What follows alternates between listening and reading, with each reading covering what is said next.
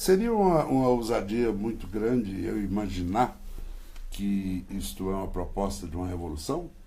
Porque se você mexe em sistema econômico, você mexe na questão fundiária, você mexe na questão dos direitos de minorias, se você mexe na regulação da mídia, temos aí uma revolução. Olha, Fernando, eu acho que o Brasil precisa de uma revolução. Eu acho que nós temos que discutir isso para o país. Agora, qual é o tipo de revolução é outro debate. Mas quando nós falamos de revolução, é que as estruturas atuais estão carcomidas. Qual é a estrutura econômica do Brasil? É uma estrutura de privilégios e não de direitos. Né? A estrutura econômica é o predomínio completo do sistema financeiro. Né? Qual é a estrutura política do país? É um sistema político carcomido, refém das grandes corporações, né? Onde não há participação popular, impermeável à participação social. Né? Qual é a estrutura de políticas públicas no Brasil? O que tinha está sendo desmontado. Né? Então, nós queremos fazer o debate estrutural de fundo. É claro que este debate de uma revolução pode parecer um nome muito forte para Revolução Francesa, Revolução Russa, Revolução Cubana. Pois é, quer dizer, revolução quer dizer transformação profunda de estruturas.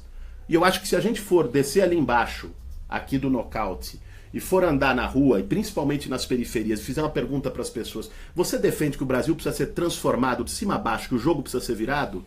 Eu aposto que pelo menos 80% daqueles que vão nos responder vão dizer sim. Pois é, disso que nós estamos falando. Pois é, mas aí ao mesmo tempo você tem a história, né? Você olha para trás, para você fazer transformações profundas, radicais na sociedade, radicais no sentido de ir na raiz das questões, os exemplos que a humanidade nos dá não são exemplos pacíficos, né? Eu citei 3 aqui, são eles: Revolução Francesa, Revolução Russa, Revolução Cubana. Talvez a China não chegou a ser exatamente uma revolução, foi um processo, mas você acredita que é possível pacificamente chegar a esses objetivos? Porque você vê as experiências que a gente tem acompanhado, Salvador Allende no Chile, agora a Venezuela só está sobrevivendo porque houve uma politização muito grande da sociedade, das Forças Armadas. Você acha, honestamente, aqui, eu imagino que eu estou reproduzindo uma dúvida que a maioria das pessoas que estão vendo a gente aqui no Nocaute deve estar querendo saber. É possível fazer isso sem ter que dar um tiro no vizinho, sem ter que amarrar a pessoa pelo pescoço e pendurar no poste? Deixa eu te dizer, Fernando, eu acho que uma insurreição armada ela é resultado, ou foi durante as histórias que ocorreram, resultado de processos de massa. Né? Ou, no mínimo, com uma sintonia muito forte com um movimento de massa. Não há condições para isso no Brasil atual. Não tá colocado. As pessoas têm dificuldade até de ir para grandes mobilizações de demonstrações de rua. Né? Então, eu acho que a agenda de uma revolução armada não está posta no Brasil. Não vejo isso colocado hoje. O que eu acho que sustenta transformações? Mas veja, nós usamos o termo revolução, mas a pauta, você fala democratização das comunicações. Espera um pouquinho, tem um monte de país capitalista. É uma revolução no Brasil. Agora, tem um monte de país capitalista que democratizou as comunicações. Se você adotar a legislação americana, é uma revolução no Brasil. Esse é o tema. A burguesia brasileira é tão atrasada. A classe dominante brasileira pensa com a cabeça da casa grande. É uma coisa rançosa, é uma coisa que não admite qualquer avanço, que mesmo medidas que são medidas democráticas, ponto. Democratização do sistema político, participação popular, reforma agrária. Quantos países capitalistas no mundo não fizeram reforma agrária? Reforma agrária no Brasil é revirar as estruturas.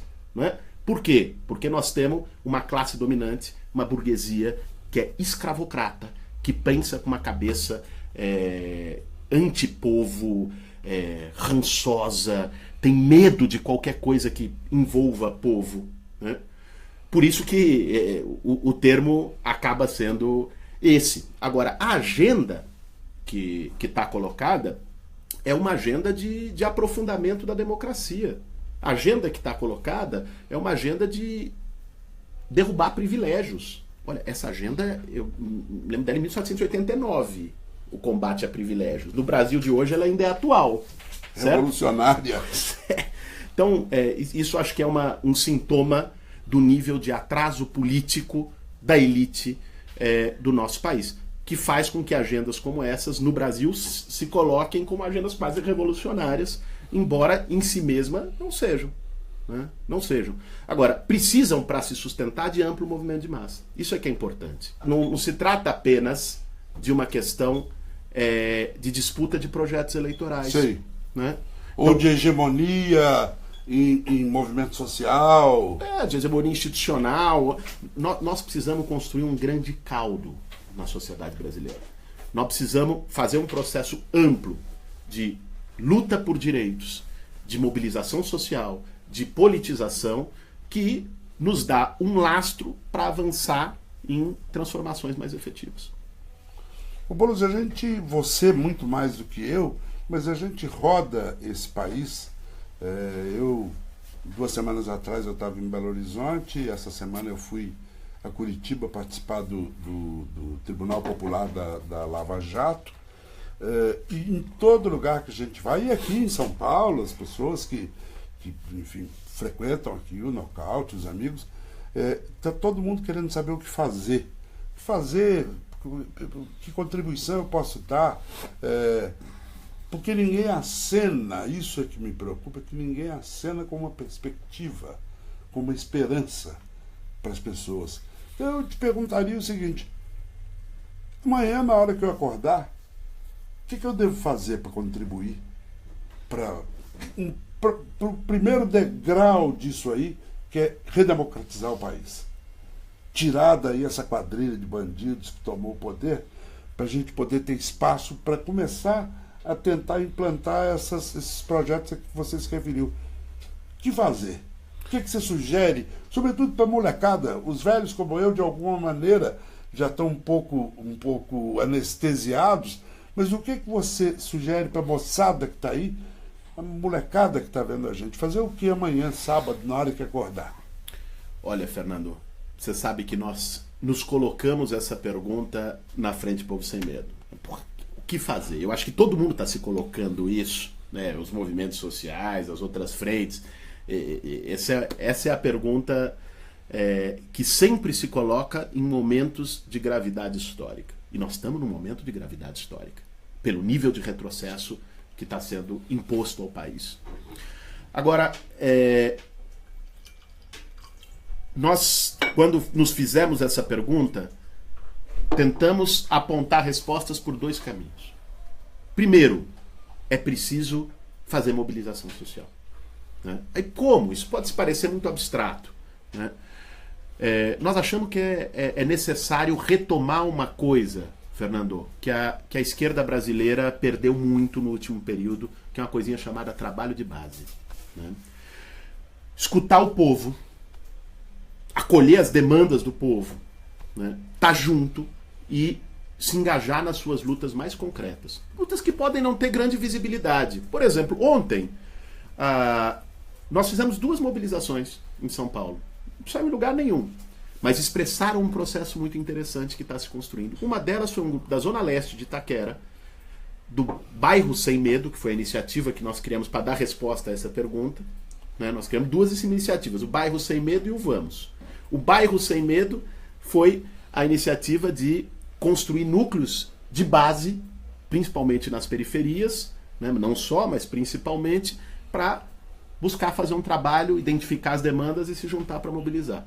O Bairro Sem Medo, Itaquera Sem Medo, ontem fez uma mobilização, ocupou a Secretaria de Transporte Municipal de São Paulo porque tinha sido cortada uma linha de ônibus no bairro. E conseguiu retomar a linha de ônibus. Ontem também, o pessoal do Povo Sem Medo de Guarulhos fez uma marcha até a Secretaria de Saúde da cidade porque estava com um problema com posto, com remédio, com médico. Foram fazer a luta lá e teve resultado. Ou seja... mídia, zero. Zero, claro. Né? Isso não é uma agenda que claro, importa. Que mesmo com um desmonte completo do serviço público no país e com uma crise urbana que é um barril de pólvora. Mas o fato é que isso aponta um caminho. E foi um caminho que boa parte da esquerda perdeu. Se você for ver, quem é que fez trabalho de base nas periferias nos últimos 20 anos no Brasil? as igrejas evangélicas neopentecostais. Ocuparam um espaço que a esquerda deixou vazio, porque foi para uma disputa unicamente institucional e as igrejas foram lá, se enraizando. Você não vai num bairro de periferia que não tem uma igreja pentecostal em cada esquina. Neopentecostal, desculpe, em cada esquina. E acolhem e dialogam. Claro que fazem isso com um método diferente do nosso, com um propósito diferente do nosso, mas conseguem acolher e chegar num ponto que a esquerda não chega, Fernando. Ou deixou de chegar, já chegou, mas abandonou. Talvez, isso é coisa pequena. Né? Mas alguém me disse que vocês do MTST, de alguma maneira, estão conseguindo superar essa dificuldade. Eu não me lembro quem foi que disse, que um percentual muito grande da chamada base ativa do MTST é gente que no domingo frequenta o culto lá da igreja evangélica. A enorme maioria da base do MTST são de evangélicos. Olha né? só.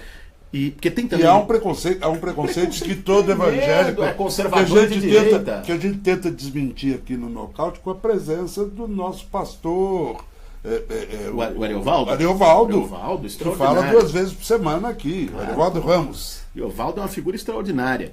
Né? Inclusive a Frente Evangélica pelo Estado de Direito, que o Ariovaldo coordena, está fazendo trabalho em ocupações do MTST e montando núcleo de leitura bíblica em ocupações para dialogar com a turma que está lá.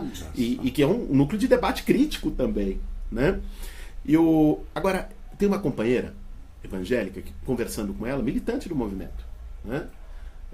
Conversando com ela um dia, e ela me explicou por que ela estava na igreja. E ela disse o seguinte: eu estou na igreja tem 60 e tantos anos, porque nunca na minha vida tinham lembrado do meu aniversário. E na igreja, todo ano do meu aniversário, vem uma equipe, faz um bolo, lembra de mim, minha mãe. Olha. Fernando, isso não é pouca coisa. A esquerda acha, isso é uma besteira. E o povo lá fora está achando que o que a gente está debatendo na esquerda é uma besteira. Certo? Se a gente não acolhe, se a gente não se sintoniza com as demandas mais básicas, né? Não constrói o espaço de ativismo e de militância como um espaço humano e de diálogo com as demandas das pessoas, não vai. Nós temos que reconstruir essa dimensão. E aí, voltando à nossa pergunta, o que fazer? Quer dizer, os bairros sem medo estão abertos para todos e todas que estão nos ouvindo quererem construir, ajudar.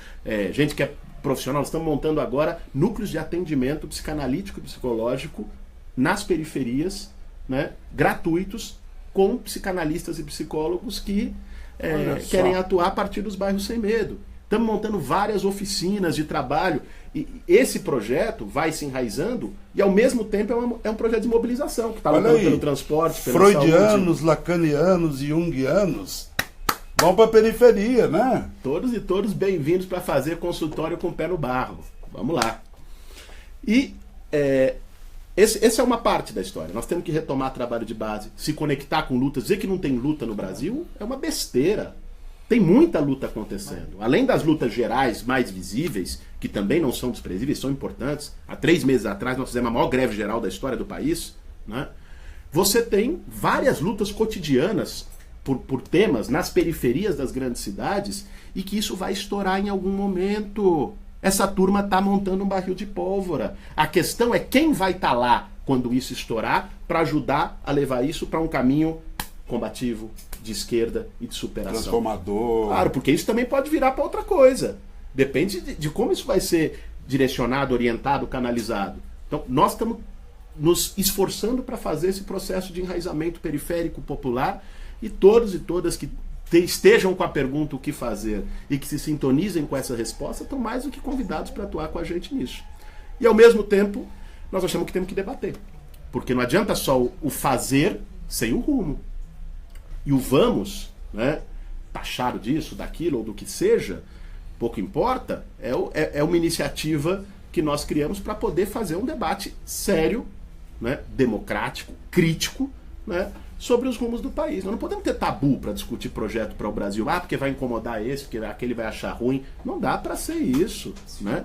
A esquerda precisa ter condições e capacidade de fazer um debate amplo, em praça, em redes, onde seja, e colocar na mesa os rumos do Brasil. Eu acho que quando a gente faz isso, mais gente se sente confiante e à vontade para vir junto. Muito bom. Boulos, o que eu não perguntei que você acha que seria importante falar para os nocautistas, nocauteiros e nocauteiras? Olha, Fernando, eu acho que do ponto de vista político, tá bem, acho que você fez as perguntas bem cabíveis e importantes para o momento. Talvez você faltou perguntar do meu Corinthians, líder do campeonato, que vai ser campeão invicto desse ano, está arrebentando muito bem, com um jogo coletivo, com um time operário firme e forte. É uma maravilha ouvir isso, saber que você, além de tudo, é corintiano. Só falta ser atleticano em Belo Horizonte, em Minas Gerais. Boulos, foi uma alegria estar com você aqui no Nocaute. Me caça, tu caça. Isto aqui é uma casa sua, uma casa do MTST. Use como quiser, qualquer hora do dia, da noite, o que precisar, dificuldade que tiver, precisar difundir, chamar gente para ir para a rua, para batalhar, conte conosco. E conte comigo para o encontro do Vamos de Fortaleza, que eu gostaria muito de falar sobre essa questão da mídia no Brasil. Que excelente notícia, Fernando. Já está convidado, tá bom. Só marcarmos o dia, a hora, e muito obrigado. Adorei a conversa, o vinho e, como sempre, a tua companhia. Volte sempre. Obrigado. Obrigado, Boulos. Voltaremos em breve com outra entrevista aqui no nosso estúdio improvisado do Nocaute. Tchau a todos, com X, que são todos de todos os gêneros. Muito obrigado.